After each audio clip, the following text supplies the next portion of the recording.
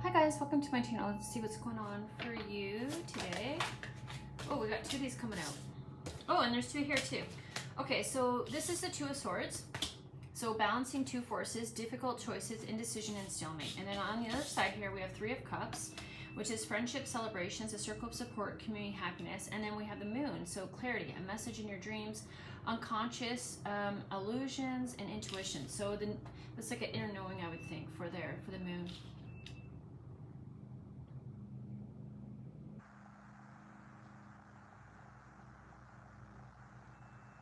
Oh, it feels like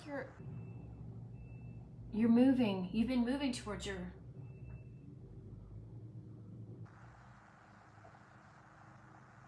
Okay, so what this feels like for me is like toggle in between like toxic and untoxic. Like it's almost like you're learning between the healing that you're doing and the people that you're meeting, what is for you and what is not. How to recognize you in other people, but not like your wounds in other people, but like your healing in other people. Because I know I used to go towards people because they're wounding and thinking that, well, I used to be like that too, so maybe I can help them. And so it really aligned me with the wrong people. But the more you heal, while you can recognize your wounds in other people, you also now, I think, are recognizing where you can start to see healed people, healthy people, safe people. The difference between safe and unsafe. On the bottom is Five of Pentacles, of poverty, ill health, worry, isolation, financial loss, and need, and insecurity. Tell me more about that. And I saw the Fool. So it felt like before you weren't recognizing like what... Okay, this is like thinking everybody's the same type of person. Like why like, is there anybody that I'm going to meet that's going to be like-minded? The death, the ending of something. New beginnings, end of cycle, change, rebirth, endings, let it go. With this new epiphany, this new information where you're recognizing those people were never for me. It's like you were giving so much excuses and allowances for people, and they were so, like, you weren't stopping to think. Like, it's almost like you require people to understand where you came from, understanding that you've been used and abused and mistreated, and so you're looking for like people who have experienced life like you have. But I think what was happening was you're being drawn to their wounds, and that's like their active side. Like there's 75% of them is still wounded, and while you can see the 25% good, what I think you're meant to look for is the 75% healed and the 25% like, obviously, like we're always going to have to work on ourselves. We're never going to be perfect, but I think it's important to know that there's like a foundation of values and morals that you're looking for in humans, and I think that's what you're looking for now, is like recognizing where you is. The way I equate this is like, and I don't know if this makes sense, but for me, I have limited time, right? So when I'm going to spend time with somebody, I want to make sure there's someone that I'm going to enjoy my time with them. And so like for me, I'm not going to spend time with someone who eats junk food, sits on the couch and smokes cigarettes and hangs out with like really miserable people. Why would I do that, right? And I used to smoke cigarettes. I used to be miserable, and I have had my fair share of gossip, and but these are like a lot of this stuff is from my younger years, like when I was in my 20s, right? And while recognizing those behaviors aren't good for me, I stop them because I'm growing. So when I meet people that are my age and they're still smoking, drinking, partying, or don't see the issues with junk food and don't see the value in eating and eating healthy and exercising, I don't really see that I'm going to relate with them, because I'm like, they still have a lot of growing to do, in my opinion. So to me, it's like you see, it's even hard for me to say it, because it's like, I don't like to judge people. I don't like to categorize people. I don't like to put people in different areas. But at the same time, for me, it's like, well, I'm still trying to grow and stabilize myself. The last thing I need is for like someone who's always going to be bringing sweets to my home, or the only way we can hang out is if we're sitting on a couch drinking coffee and watching TV. Like, I am trying to get away from that. So why would I run back into that? And I think that's something that I struggled with, is trying to, like, I'm trying to look for, well, I'm not at my best game yet. So like for me to it's just challenging. Like, I'm kind of in the middle where it's like, I don't have the money right now to be able to do all the things that people with money do. So like, I'm not there either. So I'm kind of in between stages where I'm like looking for companionship and friendship and things like that and connections, but it feels really challenging because I'm like, I'm not here, but I'm not there. And so I think that's where I would, I'm just looking for people of value that have the same values and the same goals. Like someone who is putting in effort to their goals. That's who I'm looking for. That's my crew.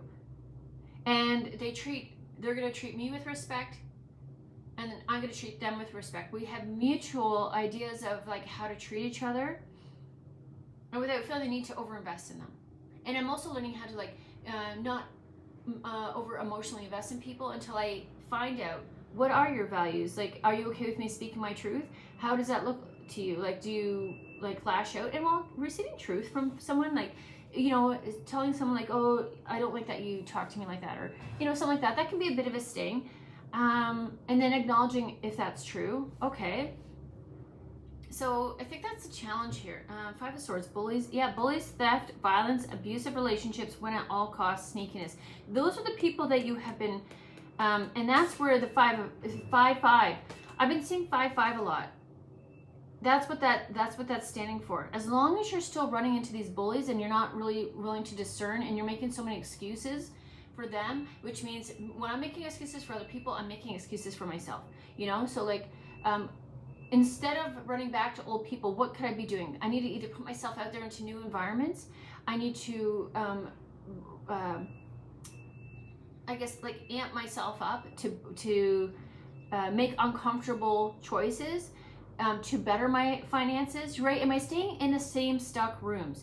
This is challenging because like I'm in a position where I got to change my career and stuff like that, and it's scary because I don't know how to do it because I've never been there before. But like going back to the same type of work environments means the same kind of crew are there, And like I said, I'm not trying to judge people, but like when people don't want to work on their life, but they see you work on your life, you tend to be a moving target. It's just my experience. I don't like it's not something I love talking about or mentioning, but sometimes that's just the truth. When you're triggering somebody who is fully capable of making those changes, I'm no different than anybody else. They can make the changes like I'm making, but instead they choose to like try to knock you down, try to stop you, try to turn people around against you. That's a totally different human being right there, right? And recognizing that. Tell me more about this for you. Reversed. Hangman reversed. Selfishness. Feeling like a victim. Traitors. Stalling. Needless sacrifice. Okay, so you know what I have right here? Is the card is sitting, this hit this card on top of this other deck. Share the love. And then teach. Okay? You can't just be handing this shit out to everybody. You can't, because as soon as you put your hand out like this, people are going to take it. Because the idea of self-love is creating that within yourself so you don't have to take from anybody else, right? That's independence. That's freedom, financial freedom. That's emotional integrity or like a maturity, I guess. And that's like being able to discern and find answers and ask the hard questions, right? So those are the people that I'm looking for. Those are my crew. And if I don't see that, I'm not stopping, right? I've experienced a lot of this where I move from environment to environment, and I think I'm like, okay, this is a place where I can try to now grow from. And anytime I get there, I recognize there is a man who has a huge ego and thinks he runs the household, and there's a woman who, right away is very cold and ignoring me. And, she may be the boss of the building, but she's got boss energy. She doesn't have leadership energy. And I experienced this in a number of workplaces. I've experienced this in different dynamics. And so whenever I experience that, I recognize it and I keep moving. And I recognize it as a distraction. When I have conflict, like I had a recent conflict with my neighbor, and I called them out on it, and they're very closed off energy, very selfish, you know, they don't think about anyone but themselves. And then there's a constable that was involved that I found to be very biased. And what can I do? I have to keep it moving. I can't sit there and obsess about that. You know, it's unfortunate, but that's not my room, right? So when I'm in transition, I'm just like, I got to keep it moving. I got to keep it moving, because like those distractions, those people like are miserable in their own life, and they're just looking for anybody who's willing to like catch that emotional burden of their misery, right? And so it's kind of like hot potato, where it's like, you know what, toss it back and go, toss it back and go. That's not your energy, that's not your shit, that's not your job. Give it back to them. You know, this is where I hold my ground. I'm you know, if I have to, I'll ask for a different officer to get a different perspective. And even though I have found like I'm not getting a lot of support there, so it's like, okay, then that door is not meant for me to focus on. You know, I got to keep it moving. It's not as important as I think it is. So be aware of like where you're pulling teeth to get people to know them, when you're pulling teeth to get an apology, when you're pulling teeth to even just, if you feel like you're over explaining, if you feel like you're not getting your justice in that room. For me, that's been a sign where, okay, let's purge these emotions, let's process this situation, this pain that I've experienced, and let's, you know, accept it, acknowledge, how can I do better? You know, why did I give to these people in the first place? What made me think they were safe people? And roll that up, and like, let's keep it rolling, let's keep it moving. That's what I find. What's a shadow aspect we need to be aware of here? Guilt, giving out of guilt. Someone is feeling remorse. They're not feeling remorse. They don't feel remorse. Remorse says they've been put in a position that they put you in, and then they would come back and say, you know what, actually my behavior was really shitty and I severely apologize. You know, they want to balance the things out. They understand how unfair the situation was, how unbalanced it was. And so until they come back to balance that board, to me, they're out. They're not safe. They're not someone that's always going to be out of balance. I'm always going to be over giving. I'm always going to be over communicating. You know, I'm always going to be having to put myself in that rejection energy, and they're never going to be taking accountability or responsibility. So like that means more work for you, less work for them. You know, that's an immature dynamic. It's out of balance. It's not compatible. So whenever I feel bad for somebody, that's a sign, keep it moving. These people are not for me. They're not capable. And like I said, sometimes that's hard, because you're like, you know what, you can see that someone is struggling in life, but like there's a lot of resources out there where we can work on our internal self to do better, and like understand it's not happening fast for anybody. You know, like I have to go through the same steps as you do. So if someone is refusing to take steps and refusing to grow, what are you supposed to do with that energy? You can't make anybody grow. You can't force anyone to heal. You can't force anyone to understand an experience they're not willing to experience, right? So like they can't understand because they don't know what that's like. If you can, I could say, hey, your resentment and that blame, that's you losing your control out of life, and that's you in victim mode. And someone will be like, that's not it, and they'll reject it immediately. I don't have any control over the situation. This is just life. This is God being God, and this is society and the government, and everyone's against me. And like that is more comfortable for them because it requires them to do nothing.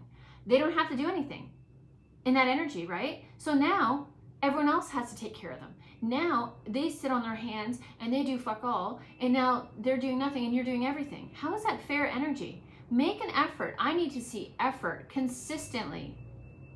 Consistent effort. So pay attention. You know what effort looks like, because if you've been putting it in, you can recognize it. So be honest. Painful truths are painful for a reason, because it's like you want people to take with you. You're a helper. You're a healer. You want to help. You want to see people. You are the type of person, you want to see people thrive. You want to see people happy. You're doing it yourself, and so you want to share that energy. But you can't force this life on anybody. And it's hard as fuck. And you know what? That's what I mean. Like, if you don't want to do it, you're not going to do it. If you don't want to be healthy and you don't understand the benefits of being healthy and working out and exercise and eating right, if you don't have the whys in place, you're not going to do it. Okay. And so like, working on yourself takes a lot of time. I have to recognize, if something's not happening for me, I have to go in my brain and be like, what is blocking me from this action? You know, there's a lot of self-reflection. There's a lot of me. What about me? What am I doing? How can I do something different? Because when you put your hands in other people's you know, control kind of thing, when you say, well, this person did this, so now I can't do this, you're a victim, right? So like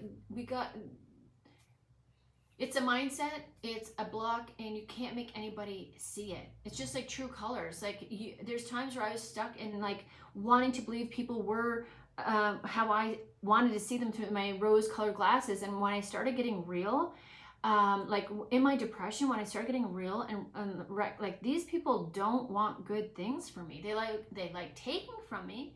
They like fucking with my life, but they don't want anything good for me. I had to really, and their family and their friends and their people I've known for years, and they still didn't want good things for me. So I just had to let that shit go. It's not, they're not for me.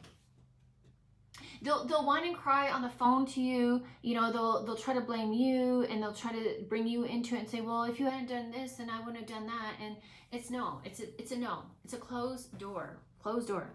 When you feel bad, that is not a reason to give. So pay attention who you give and for the reasons. Do I feel bad?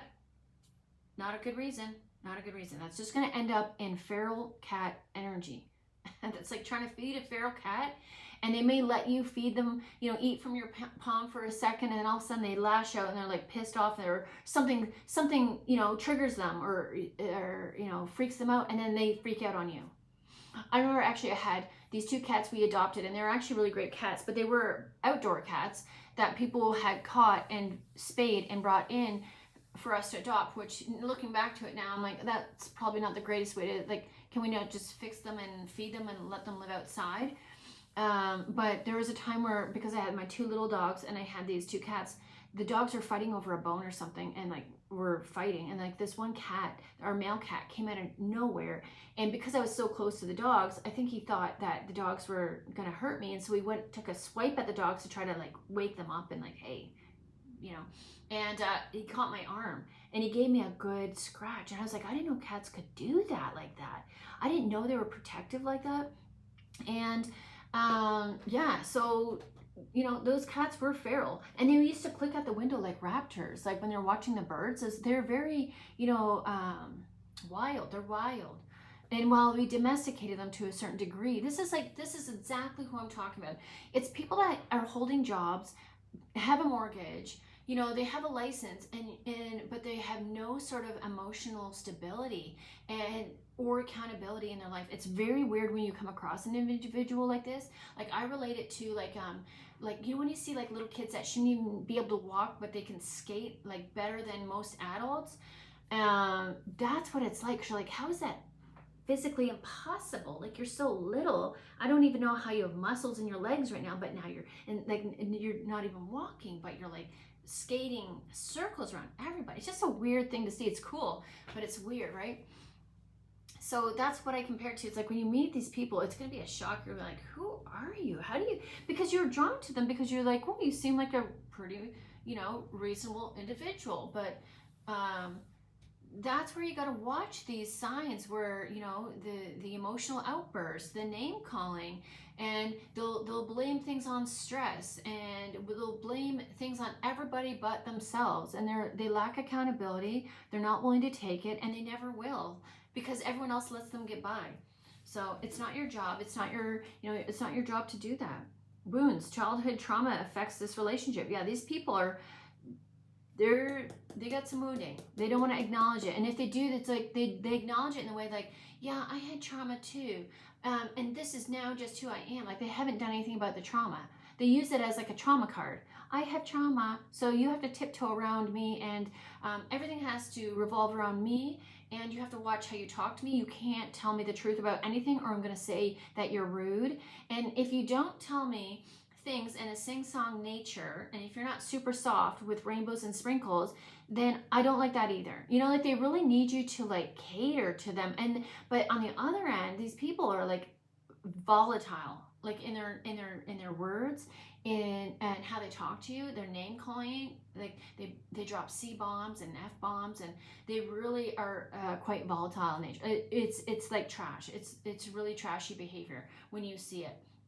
And that's okay. That's acceptable. They can sweep that under the rug and make it acceptance for that. But when you try to tell them the truth in a very neutral and mature manner, they lash out. They cannot handle that. It's quite a scene to see. So be aware of when they show you these true colors. You don't need to go back for more evidence. I know I had to do this. I had to go back for more evidence. I had to give more chances. Oh, they're hurt. No, they're not. They're using that trauma card to get through life, and they're not actually trying to do anything different.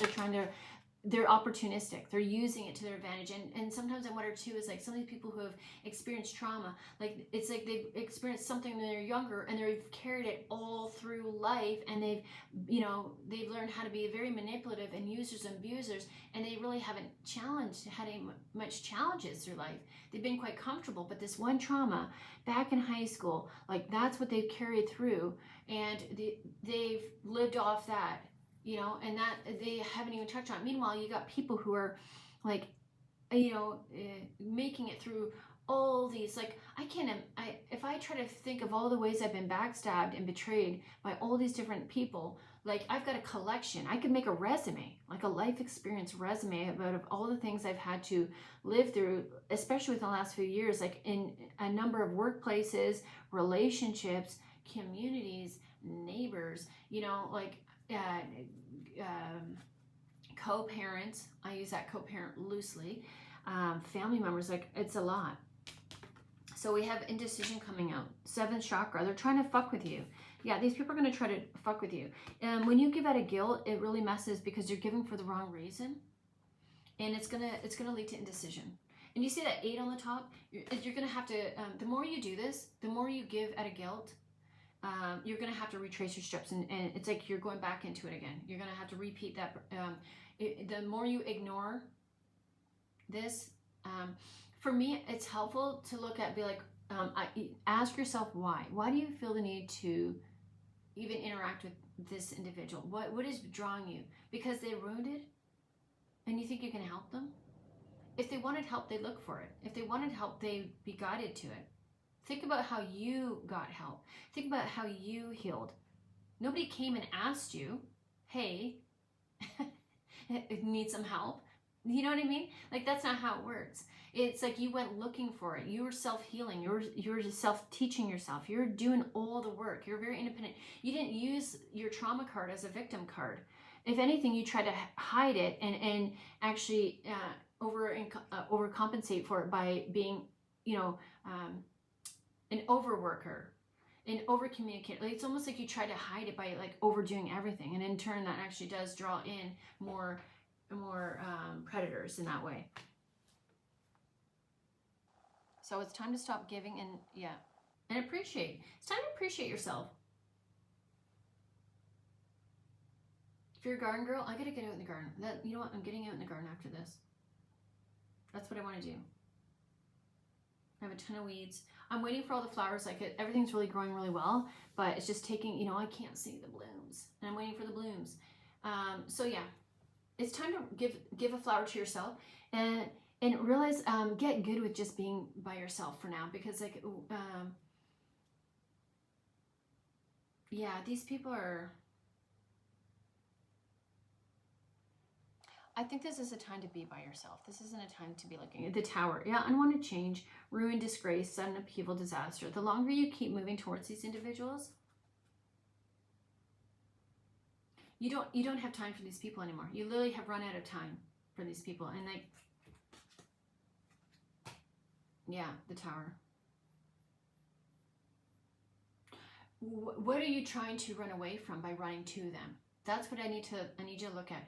By running to these individuals, what are you trying to avoid? What are you trying to run away from? What do you think they're going to provide you that you can't provide for yourself, right? There's like a codependence here. It's like you think, I know when I run into these people, I think if I stick up for myself, I know when I try to stick up for myself before, what that looked like. And so I'm trying to avoid that from happening again. But at the same time, when you avoid closing a door, what does that look like? Now you have to conform. Okay, so what are you looking for? Are you looking for codependence or independence? Are you looking to conform or create? You know what I mean? So like, just ask yourself, like, why do I do it? Why do I go back there? Why do I think I can do, why do I feel the need to do something for somebody who's fully capable of doing it for themselves? Why do I do that? Why do I feel the need to do all this extra work?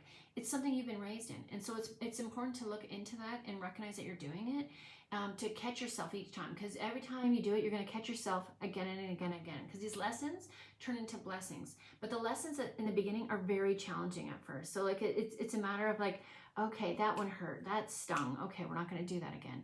And then you wait a little bit and then you do it again. You're like, why did I do it again?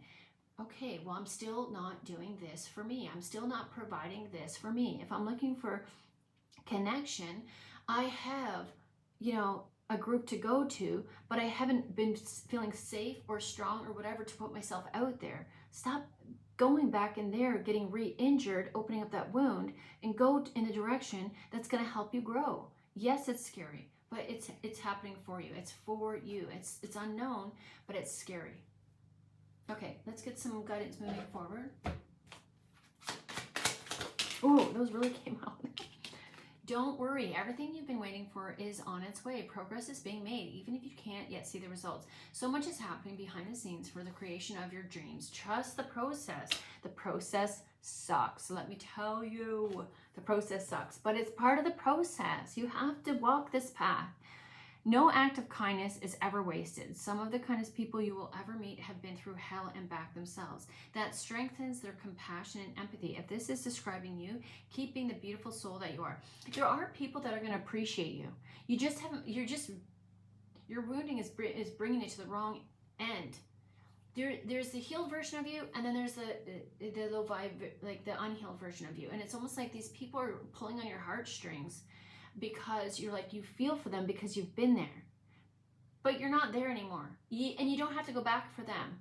Force them to come to you, right? Don't go to them. Don't go to their levels. Don't go back. Go forward. You're looking for people who appreciate you. These people are so far in delusion and denial right now. They can't see you accurately. They don't see the value. They can see the value in where they're like, they can understand that you attain things that they don't. But their value is in the different things. Their value is in like material gain and like things like they're overly focused on material instead of like internal, right? So they put a lot of value in numbers, networks, property, you know, the fact that they can buy brand new things, but like they don't actually, like if you look internally, their character, it's actually pretty gross. So they haven't done the internal work. This is like someone who works on their exterior, but interior, like internally is empty, right? And I remember I did that where I got to a point where I decided to, after I left the kid's dad and I had more time, some time at that time for myself, I worked on my body and I got really toned and I was attracting attractive men, but I'm like, these men are still like players. And I was like, what's going on? And I realized, you know what, I think like this is great to feel good in my body, but I think I want to start working on my insides in the way that I want to be a better person, in the way that I don't remember exactly what it was, but I just remember feeling like empty, a little bit empty. And while I felt like I was making a lot of good choices and I felt like I was a good person, there was still something missing, you know? And I didn't have hobbies, and I didn't have, it was just like, it was just me as a mother, and I love being a mother, but it felt like I needed more growth and development for myself. Like I need something outside of my kids and outside of men, and that's when I started looking into, not that point, was it that, when was that? No, that wasn't the point. That's not when I started looking into spirituality. Was a couple years after that. But I did start getting in, I think that's when I started getting into sports and playing sports. I might have been doing renos at that time. But yeah, so be aware of like when some people are just focused on the wrong things, and while it looks impressive, you're like, oh, they seem like they're successful. What is your version of success? What does that mean to you? Because a lot of people can get money through means that are not moralistic, and some people get money off a lot of other people. You know, they don't care. They're willing to use and abuse people for money, or they're willing to be fake to get positions, or they're willing to be fake to meet connections. You know, so like just because they have more materialistically than you, they'll tend to put you lower and think that you're not worth as much. So they can't see the value, but they can also see that you can do more, so and be more independent. So it's really a weird dynamic there. Yeah. Okay, Okay, so I'm going to leave this reading there. Hopefully that was helpful. Be sure to like and subscribe, and I will see you in the next one. Thanks for watching.